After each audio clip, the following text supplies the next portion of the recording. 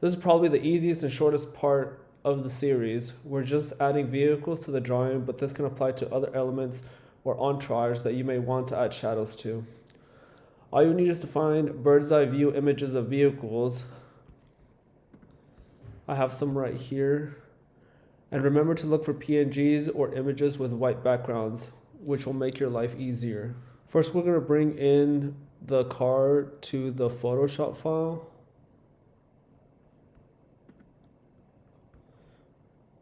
And we're going to put it in the entourage folder.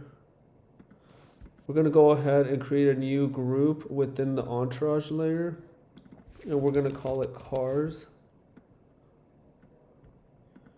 And then put the car that you imported in the cars folder. So first we need to get rid of this background, and we're going to mask out the background. Now that we have that, we're going to scale it down.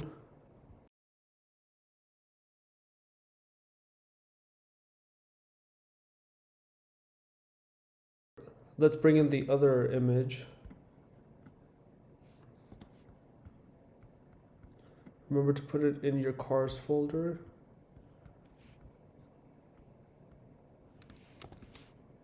And you see how this is a PNG is already saving you time where you don't have to go through the whole process of cutting out the background. So let's just put this one in place.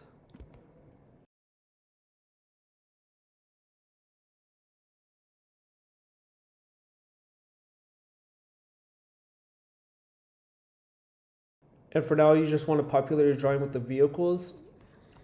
So we're going to add more of these.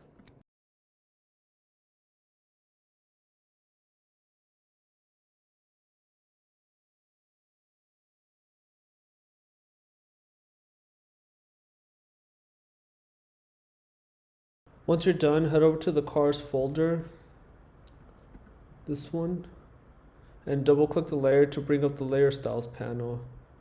We're going to go down to the drop shadow and activate it.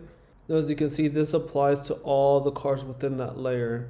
This makes it easier for you so that you don't have to do it for each individual car.